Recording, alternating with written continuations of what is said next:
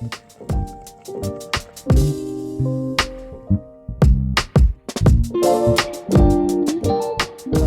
guys, I decided at the last minute to do a reading vlog, so this is pretty impulsive, but I am reading The Map of Salt and Stars.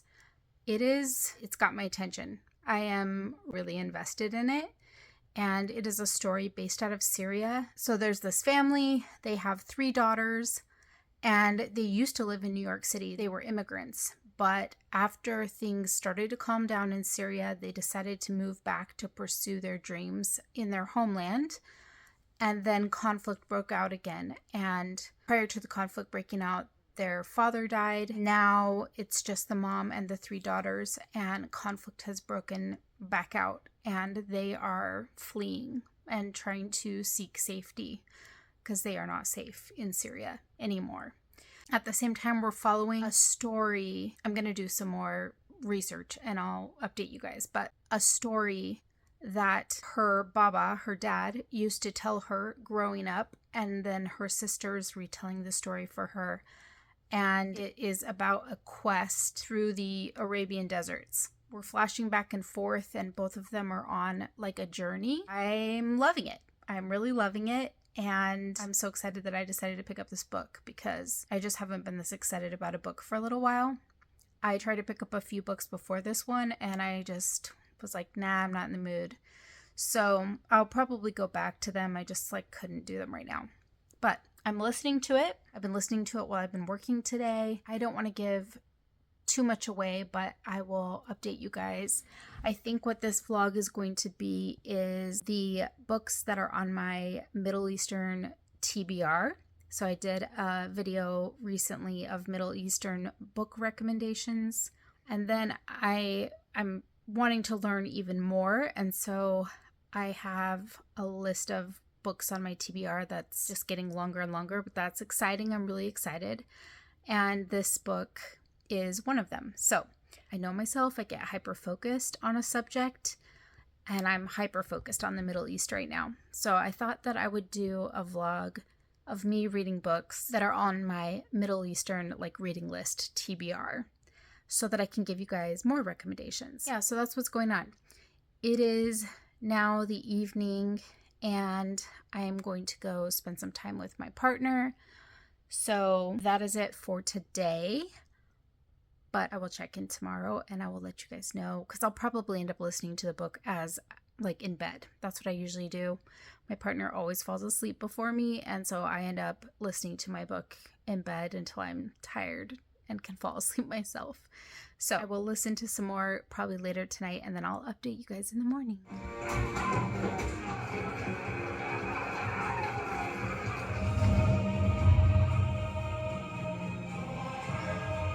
Hi guys. Okay, I did listen to the book. I got about 50% of the way through it. Loved it. And today I am working and listening to the book. I can't get enough of it. I'm really, really enjoying it, but there's also some really heavy topics in it because it is a book about Syrian refugees fleeing for safety. Just to give you a few more details. So we're flipping back and forth between a family in contemporary times and then a story. It's centuries before. I'm not sure the exact time period, but there's an expedition happening with a group of people, and this expedition is for the king, and they are going through the Arabian desert and all through the Middle East to create a map. So they're there for mapping. Okay, sorry guys, I don't have my tripod with me here. So anyways, we're flipping back and forth between the family and this legend, because the little girl who is our main character, she is a young girl, and the girl that's in the legend is her hero. And so she's thinking about this story, and this is the story that her baba used to tell her, which I think I mentioned in the last clip, but he died of cancer. So it's just the mom and the 3 girls. And then the other interesting fact is that our main character has synesthesia, meaning that her her senses overlap. When she hears sounds, she sees colors, things like that. And so that comes into play in the book. And then also her mom is a map maker. I might have mentioned that as well. I can't remember. But her mom is a map maker. And so in both parts of the story, there's definitely a motif of like maps and the stars and finding your way and where you're going in life and where you're going on land. Really, really enjoying it. It's really hit the spot for me. I have it's feeling like it could be a 5-star book, and I've already marked a bunch of quotes that I love. And I have a feeling that this is going to be a book I can read again in the future, because even though we've got the heavy refugee part, the legend part is really cozy, and so it kind of offsets the heaviness of the contemporary story. So yeah, anyway, I'm about 50% of the way through, and I don't want to tell too much because I don't want to give away any spoilers, but that is, you get the gist. And yeah, I'll check in with you guys a little bit later today. I am working and listening to the book, and I'm about 70% of the way in. Still really enjoying it. It's very intense. There are some hard scenes. It is really pulling at my heartstrings. Like, it's definitely a book that pulls at your heartstrings, but it's also very tender and sweet in some ways. I think it really taps into humanity, like our humanity as people. So anyway, I do really love the 2 stories and the the 2 timelines and going back and forth. I feel like it's balancing out the book. And yeah, I will likely finish this book later tonight. And if I don't update you guys tonight, I will update you guys in the morning. Okay, you guys, I finished. I didn't give you any other updates today because I was just busy with work and things. But I finished The Map of Salt and Stars by, I think you say Zane Jalkar. I don't know how to pronounce their name. I learned that this author is actually trans, which made me super happy because I just like reading from a diverse set of authors. So this author's not only Syrian American, but they're also trans. So just loved it. I loved this book so much. This really took me by surprise. I didn't have super high expectations, and I ended up loving it. What we do find out at the end of the book in the author's note, so if you don't read it, I'll just tell you right now. The author mentions in the back that the folklore part that we're following, like the folklore story that they're telling alongside the contemporary story, is based on real characters and real things that they did in history. For the most part, there's one made-up character, but the rest are based off of real people and real events that happened. And I just found that fascinating. I love learning about history through reading. This is one of the things I love about reading, is just learning new things that I never knew before, that are not things I'm going to learn about by reading a textbook. You know what I'm saying? So let me tell you what I loved about this book. First of all, it is a heavy book, okay? I mean, it's covering heavy topics. It's covering war, so there's violence. There is a lot of hardship. There are a lot of really hard things to read about that happen in this book. But I do feel like, and I might have already said this before, but I do feel like the author does a really good job of switching back and forth between the 2 timelines. And in doing so, it helps to alleviate... Sorry, guys, I keep yawning, and then it makes my eyes water. Anyway, it's late. I need to go to bed. But the way that the author flips in the timeline, going back and forth, it kind of works as a buffer between the heavier scenes, the harder stuff, the real-time, war, refugee struggle that is happening in the book. So there's so many things I love about this book. I will probably talk about it more on my March wrap-up, but I just wanted to show you because it took me a while to figure this out, since I was primarily listening to this book on audio.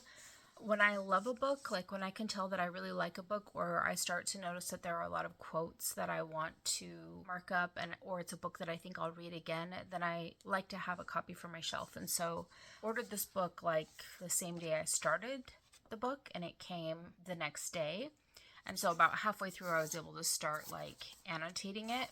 But I didn't know for the first day that at the beginning of every chapter, There is some poetry, which is by the author, is stunning. I mean, absolutely beautiful. But this family is going on a journey, and they're going through multiple countries on a trek. And as we're following their journey, at the beginning of each chapter that we're following them, it will tell us what country they're in.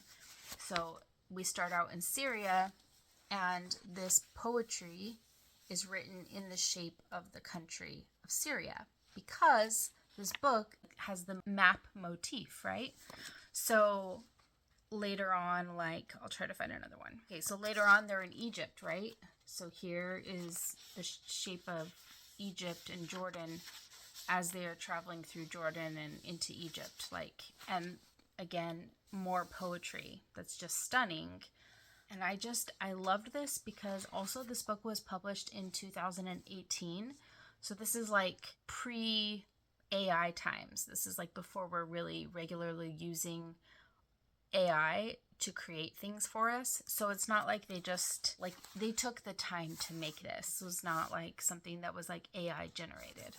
So I just love when an author can tie in a motif really well and tie in elements all throughout a story and just make it work. And so the theme of maps and then tying it in this way, I just loved it. So yes, I will talk about this more in my wrap up, but highly recommend. And I loved this author and this book so much. I loved the writing so much that I already purchased another book that I see has been rated even more highly and also has Syrian roots in the story. And so I love that they're writing about their heritage, their roots, their family, where they're from. And so I feel like they're a good source of learning about this culture and this country and the struggles. I can't remember the name of the book right now, but I'll mention it, find the name, or I'll put it here on the screen. So yeah, I'm really excited about that. And then I started to try to read The Source, which is a chunker of a book. Okay, it is a big one. Guys, I can't stop yawning. I'm tired. Okay, so I initially picked it up from the library as an audiobook. It is 55 hours long.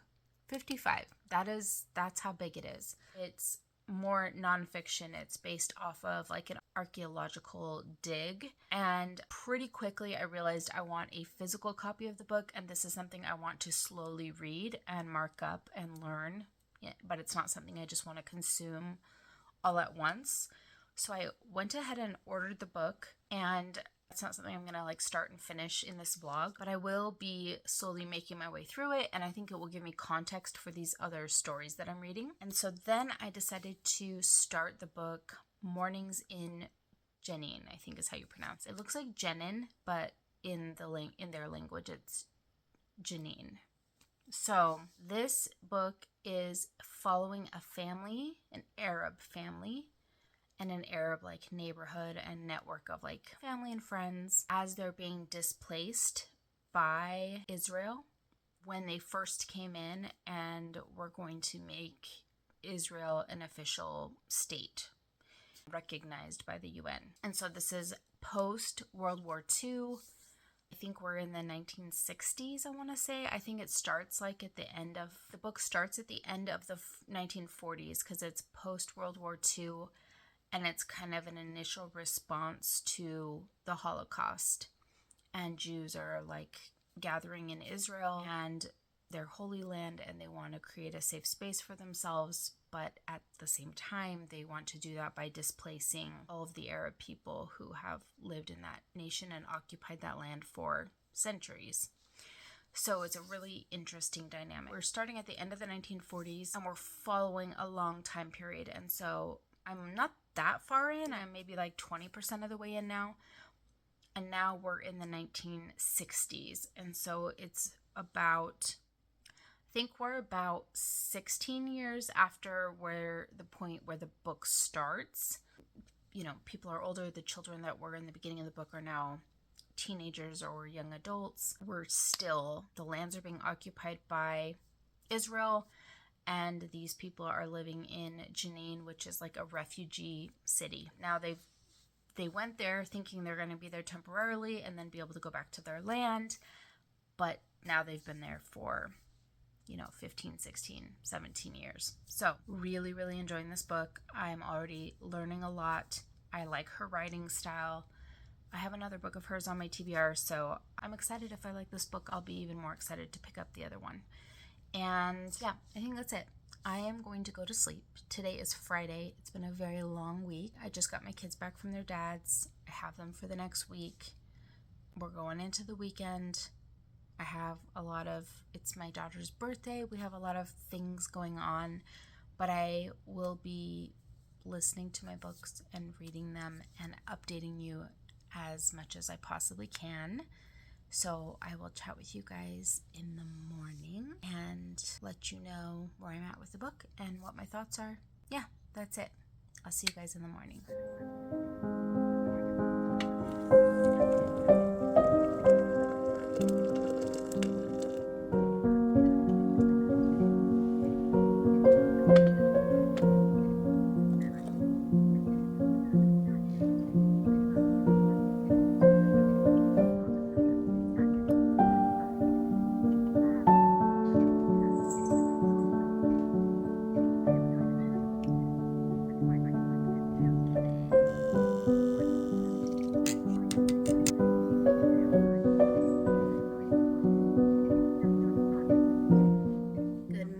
Today is Saturday. I slept in a little bit. I actually have been dealing with a headache for a couple of days, and I just really needed the rest this morning.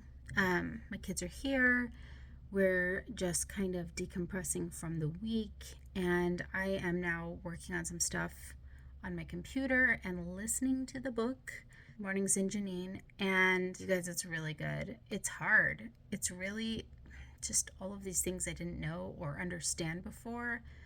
These reads have been really enlightening for me about the Middle East and all of the conflict and all of the history there. I think I explained before that we are following a family that's in a refugee camp or like a refugee city where they end up really living, and we're continuing to see conflict. But one thing I didn't mention that I think is relevant that happens very early on in the book, so I don't think you need to, it's not like a spoiler or anything.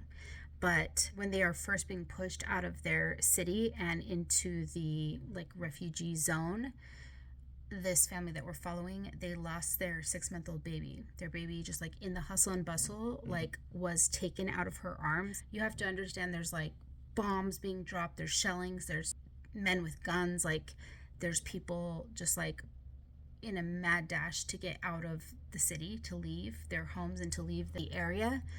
And in all of it, she lost her baby. She was carrying her 6-month-old baby, and he was lost. And they don't find him. They scour for him and are calling for him and crying and asking people and looking for him. They can't find him anywhere. Not even dead. They just can't find him. And an important part of the story is that this baby had an accident as he was quite young. I mean, he's 6 months old when he goes missing, and he already had a very distinguished scar across his face, a large scar across his face that, really sets him apart and is an identifier for him. I believe that'll become relevant later on in the story. And I will try not to give away any spoilers, but yeah, I think that's a really interesting point. So we're not only dealing with these people losing their homes and people dying, but this family has lost their baby and just don't even know what happened to him. It's really devastating and really traumatizing. So anyways, I have been listening a little bit this morning, so I'm now about 40% of the way through the book. And yeah, I'm going to be working, and then later I will be just doing house cleaning and chores, nothing too exciting. But I did get a package today that I will show you later because I'm getting ready to go to Hawaii in a few weeks, and I needed some new items, a few clothing items and a new swimsuit. So I'll show you guys that a little bit later when I'm done working and when I give you guys an update on the book. Okay, you guys. I'm about 75% of the way through the book. This book I thought the beginning was going to be the hardest part, but it's not.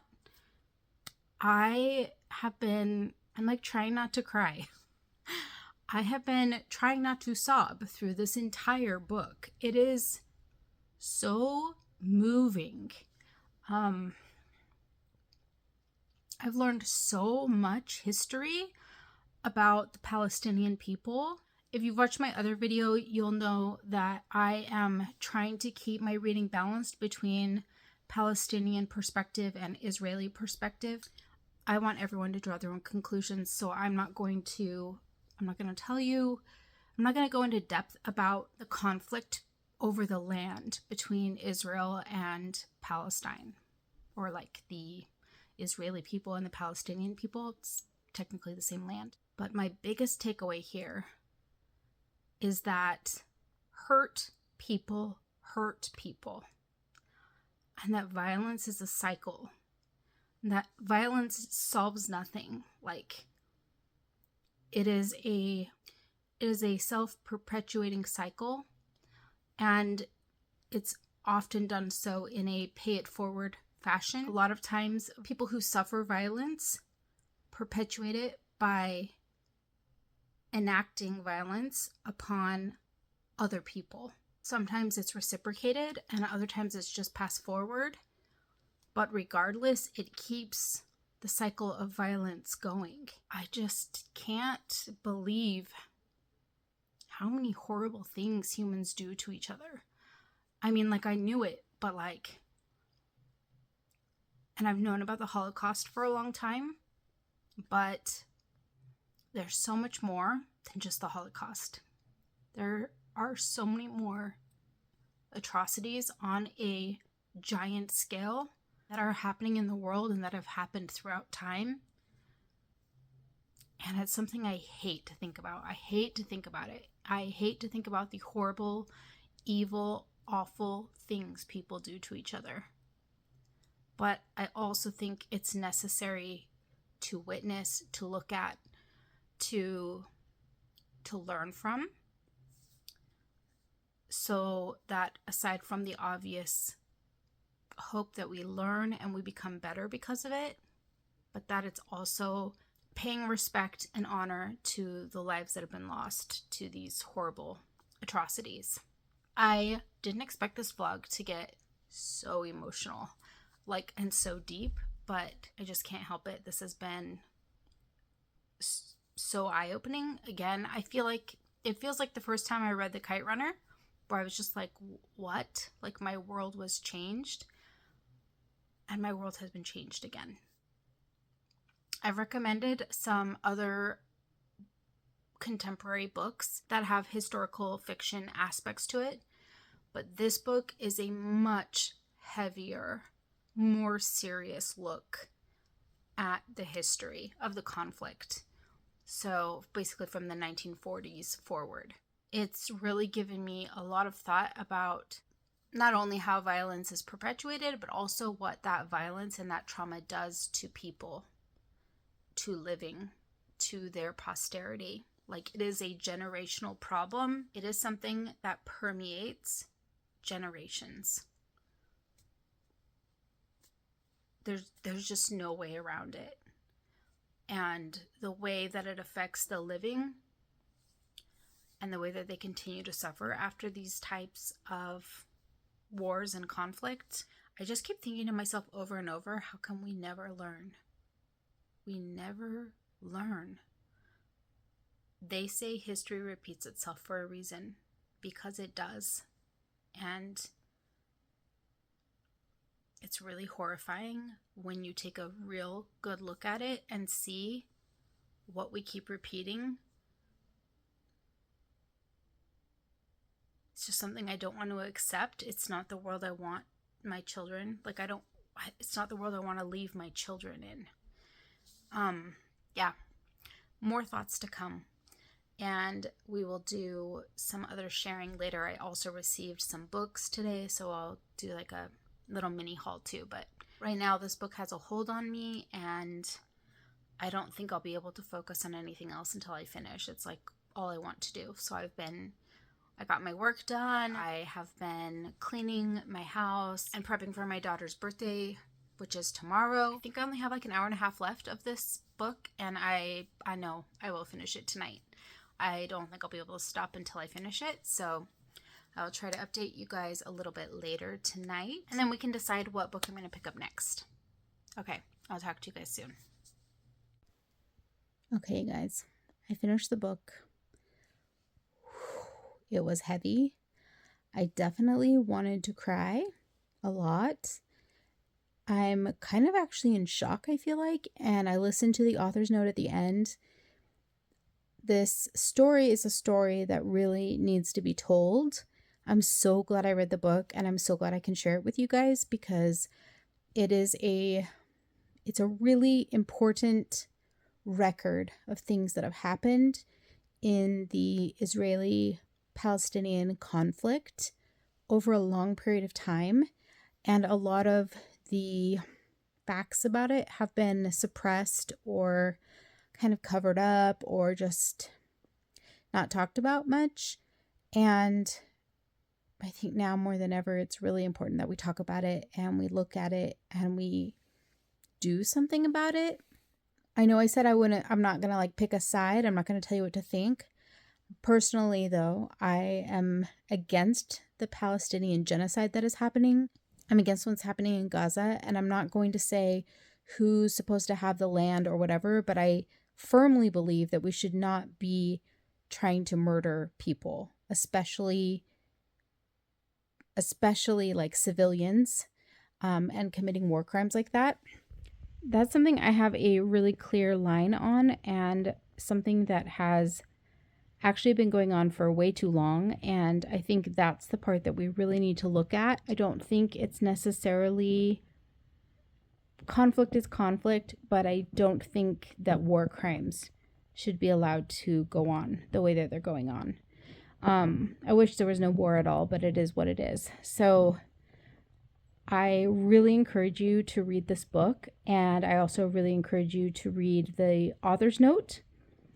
And if you're unsure, just read the author's note first, or I believe there's a new foreword in the book.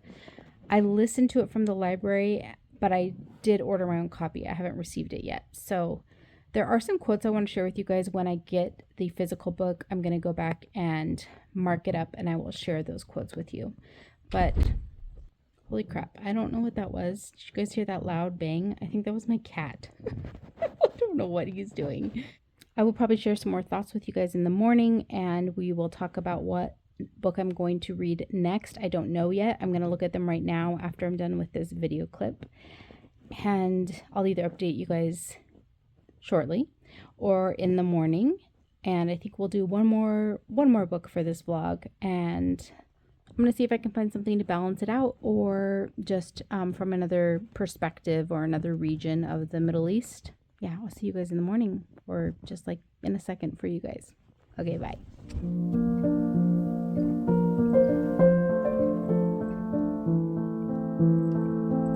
Lexi, hi, baby.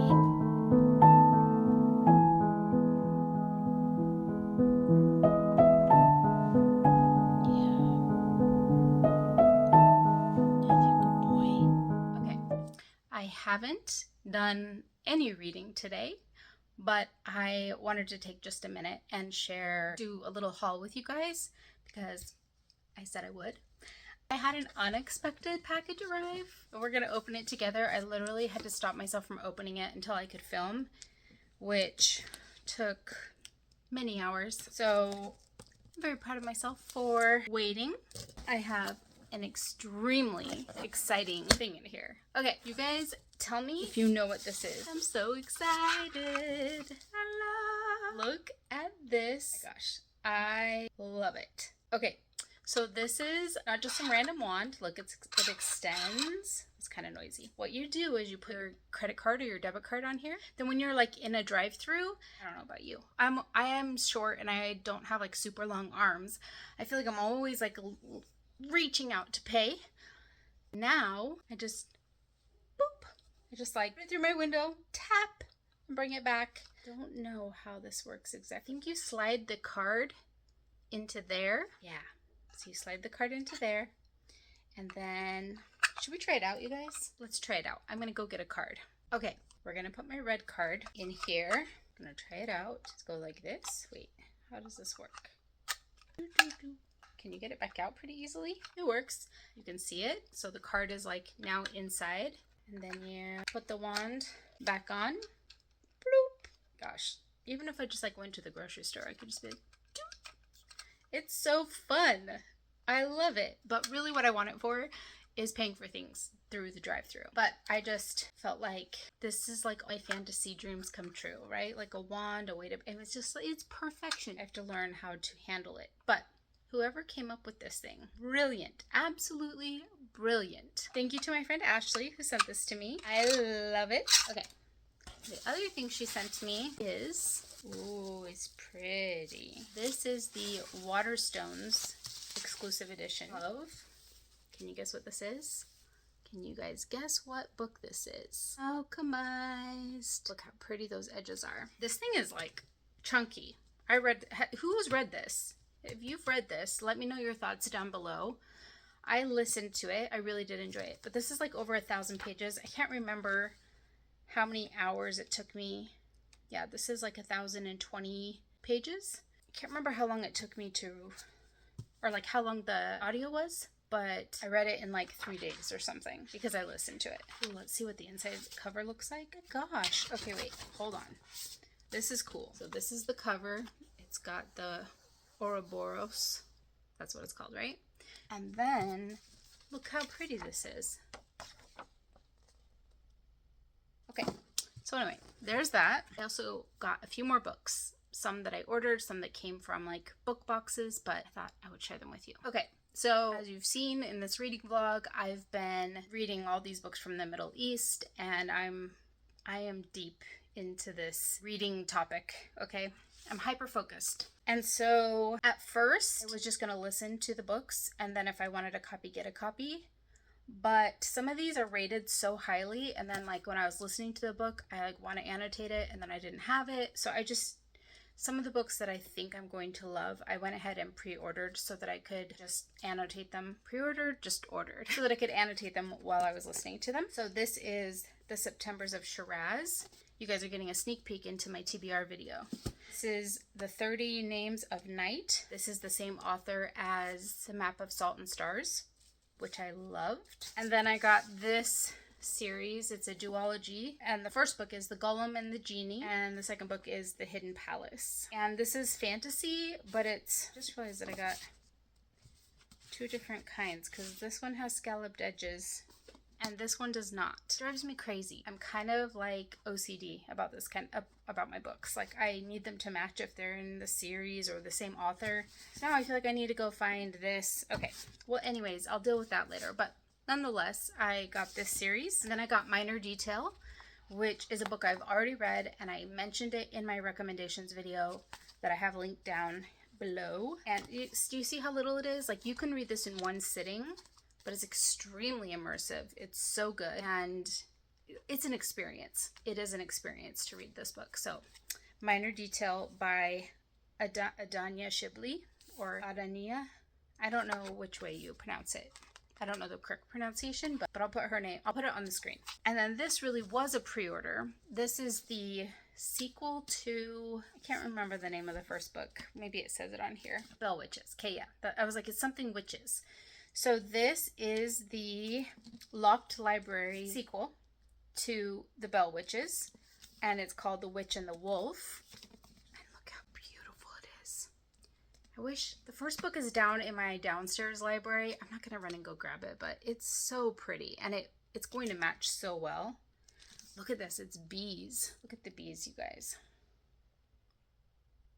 Isn't it so pretty? It's gorgeous. And then I love the whole like plant apothecary vibes, right? It's part of the thing I love about witchiness. So I love the end pages. And there's a bee on the cover. I'm super excited. I want to read this book, but I like to read my witchy books closer to fall, like around August, September, October. So I'm gonna see if I can hold out. We'll see. But it's very beautiful.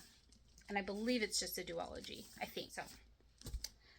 Then, you guys, I am so confused right now. I have one part of my swimsuit, but not the other part. And I like put them up here together, and like the other part is just missing. Like, it's gone. I don't know where it went. So bizarre. So after I show you this, I will see if I can go find the other piece. My kids have been hanging out in my room a lot this week because they've been home from school at spring break. They love to go through my things. They're always moving things around, and then I can't find things. Anyway, my guess is that one of them picked it up.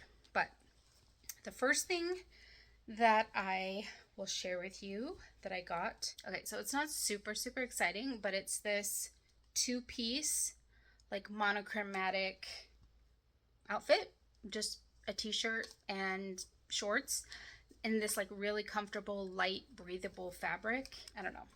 It's very high quality though. And it's got the V-neck. It's got like the cap sleeves, which I like when I'm out in like heat or humidity because it keeps my armpits like, it keeps like the air flowing. So it's like cooler than when you have like a sleeve covering your armpits and like under your arm. You know what I'm saying? Okay. And then it's just got these matching drawstring shorts, deep pockets. And I just like this because it's a like no nonsense, don't have to think about it, look like you're put together. And it's just like light and easy for Hawaii. But also I will be going back to Greece later this summer. And so I will definitely take this to Greece as well. So it will get a lot of use. Now let me see if I can go find the other half of my swimsuit. Okay, hi guys. We're due for an update. I did start a new book last night called In the Time of Our History, I think is what it's called. It's a book about an Iranian family that has immigrated to the US. It's a family with 2 daughters, and we're following one of the daughters who is grieving because the other daughter was killed in an accident with her 2 children. So they've lost their sister, daughter, sister/daughter, and their niece and nephew. And this family is grieving, and we're kind of seeing how their culture and their personalities manifest grief in different ways. Also, we're getting flashbacks to when the sister was alive, and so we're learning a lot about their upbringing, what they went through, what their culture is like, what it's like to be an immigrant in the United States, an Iranian immigrant. There's a lot of insight into the culture. And then there's also a grandmother who still lives in Iran, and our main character is frequently like having conversations with her on the phone that we're privy to. Really liking this book. I started it last night. I've been listening to it all day. I think I'm more than halfway done with it. I will likely finish it today because I'm very invested in it and I'm really enjoying it. It's really easy to listen to. Even though I've been crazy busy today with work and children and driving around, I've been listening to it. I checked it out from my library.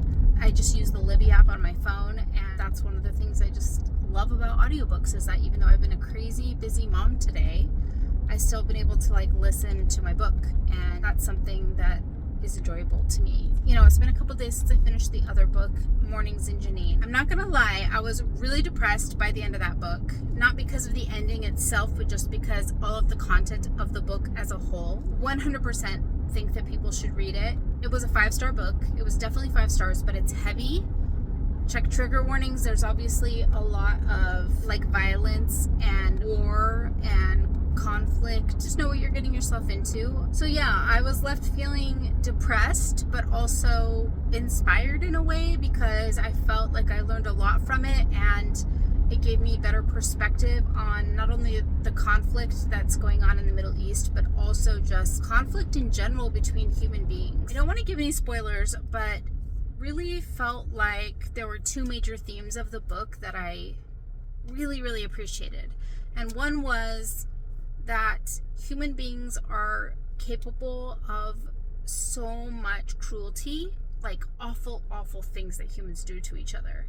And that is one of the reasons I was so depressed by the end of the book. But also, the same human beings are capable of a lot of good. Like, we're all on a spectrum, and we have capacity to be both good and evil, and to do things that are both kind and unkind. We always have a choice. And also, war and like the biological threat to your life or to your family's safety really brings out, I think, the worst in us, like this defensiveness, this willingness to do things that we would normally not do under normal circumstances. And so that's something I really feel like she delved into in the book. And so in a way it was also inspiring, because it was about how good human beings can also be, and how, yeah, we have this capacity for cruelty and evil, but we also have this capacity for good. The other aspect that I really liked about it was how we are so similar. Like, you know, we have our own cultures and different ethnicities and different religions, and, you know, we're different genders and different sexual orientations. At the end of the day, the human race, like, we're all humans, all way more similar than we are different.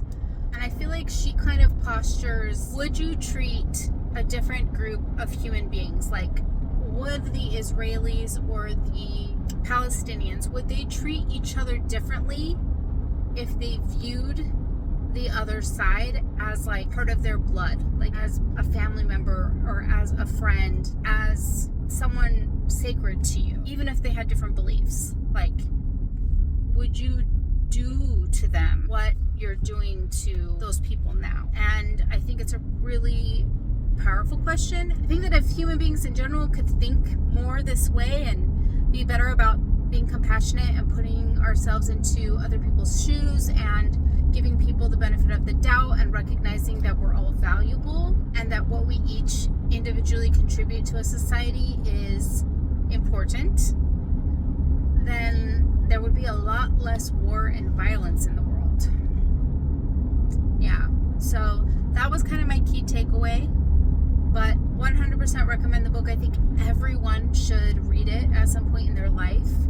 I think she is reporting some very important events in history and has really great insight. I'm about to pick up my daughter, so that's it for now. But I will probably hop on later after my kids are in bed and after I've made some progress, more progress in this book, and or finished it. I think there's a good chance that I will be able to finish the book tonight. So, yeah, that's it for now. And I'll talk to you guys soon. Okay, hi you guys. You get another update in the car. Because again, I am in mom mode, and mom mode with 5 kids means, especially when they're older, that I am just taxiing them around everywhere. That is half of my job as a mother, it feels like lately. Anyways, so I did not update you guys last night, but I did continue listening to the book. However, I didn't finish it until this morning. You guys, it was really good. It was really good. It made me tear up a lot. There's so many things that I loved about the book. I liked all of our insight into the Iranian culture. Even though they're immigrants living in the US, there's a lot of talk about the culture and what's happening back in their home country. I think I mentioned in my last clip, the very beginning of the book, we find out that the youngest daughter, Anahita, passed away in a car accident with her 2 children. So they lost their daughter and sister and niece and nephew, grandchildren, you know, all in one swoop. And the main character that we are following, we do have side characters, we do have other points of view, but the main character that we're following is Mitra, and she is the oldest sister, and we're really chronicling her grief about losing her sister and her niece and nephew. We see that she's like estranged from her father, that they have a really strained relationship, and throughout the book we're figuring out why. And we learned that like they weren't always that way. They used to be extremely close when she was young, but recently as adults, they no longer have a relationship, but he's still married to her mother, and she still has a relationship with her mother. And so we're following all 3 of them very closely, the dad, the mom, and Mitra. But then we're also following some kind of extended family members who are a part of the picture, and then some other kind of like ancillary characters that play an important role in the like plot and the storyline of the book. So what I really loved about the book is the character arcs. It's a very character driven story, and a lot of looking at how they're dealing with grief, how they deal with their cultural heritage in an American world. what their dynamics are all with each other, like how they all engage with each other and the different, like the nuances of all of their relationships with one another, which I always just find fascinating in a family in any context. All in all, it's a beautiful, beautiful story about family, about grief, about authenticity, about like Mitra is up against as a first generation. I honestly can't remember if Mitra and Anahita were born in Iran or in America. I think that they were born in America. So I think they're first generation Iranians in America, Iranian American. And we see how this is like how Mitra runs up against what her culture, what the Iranian culture expects of her, but like what she learned being raised in America. So she still has very much American way of life, an American way of viewing the world and viewing, religion and politics and all those things. And so she's kind of stuck between being true to herself and what her roots and her heritage and her culture are, and what her like parents expect of her, her family members, versus what she really wants, like who she really is. And so I like that aspect of it. There's another theme that I really love, which is that how well do we know the people that we think we know? So oftentimes, especially in family, I think this happens a lot, where you think you know the members of your family. I've read books like this before, but then like in death, or after a person is gone from the family, sometimes you learn secrets about that person or things that you never knew, sides of them you never knew before, and it puts them in a different perspective. And you may find that you didn't really know them as well as you thought you did, or there's something about them that you didn't know that was a huge part of them, and it kind of makes you stop and think about everything else that you believed about that person, or reevaluate your relationship or the family dynamics. And so there's definitely that aspect there. And then I also, even though we do equally see male and female relationships, I feel, for the most part, maybe because Mitra is our main character and her mom is like one of the main supporting characters, it feels like we see a lot of female interaction and a lot of female perspective and female relationships. I really liked how those relationships were portrayed, and I liked how I felt like the author was saying female relationships, like females in any kind of, like, under any conditions, are important to each other, and it's like important for women to stick together and to have a group of women that they feel safe in and supported by. And I really love that as well. This was like so close. I mean, I, until the last page, was sure this was going to be a 5-star book for me, but at the very end I had to dock a quarter, because even though it's character driven, they each have their own storyline happening. Just wanted like a little more resolution at the end for one of the characters. I felt like the dad, we did see a character arc develop. We did see progress. We did see like a transformation, but there was still like a loose end kind of at the end that I didn't like hanging. And sometimes I'm okay with that. But in this case, I felt like all the other characters had resolution except for that one storyline that involved the dad. If you read it, I think you'll know what I'm talking about. But otherwise, such a good book. In fact, I teared up multiple times. Highly recommend the book.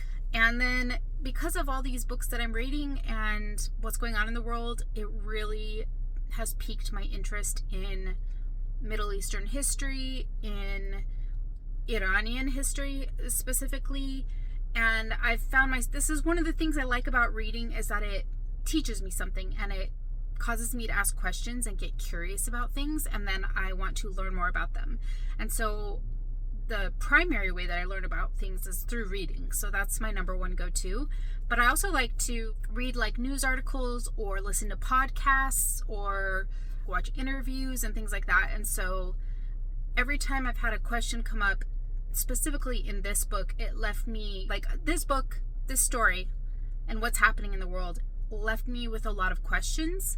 And so after I finished this book today, I've actually spent the rest of today listening to different podcasts about the current conflict or war between US, Israel, and Iran. and like the rest of the Middle East. It's been extremely informative for me, and I think I'm starting to get like a clearer picture of what the dynamics are.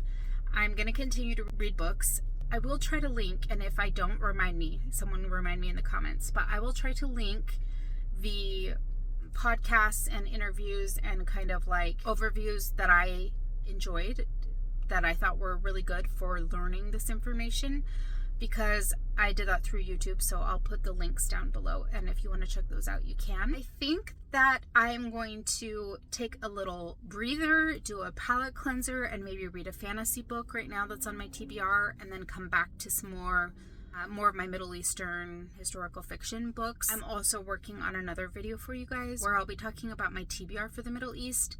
So I'll go over more of the books that I want to read, what I'll be reading in the coming weeks and months, so that if you want to pick up any of them, you can too. I've done a ton of research on this subject and done a lot of research on books and authors, and looked up ratings and reviews and read the synopses and really made a curated list of books to read. So I'm going to share those with you guys in another video. And if this is your first time here, hi, I'm so happy that you're here, and please make sure you subscribe so that you can be a part of our crew and I can see you in the next one.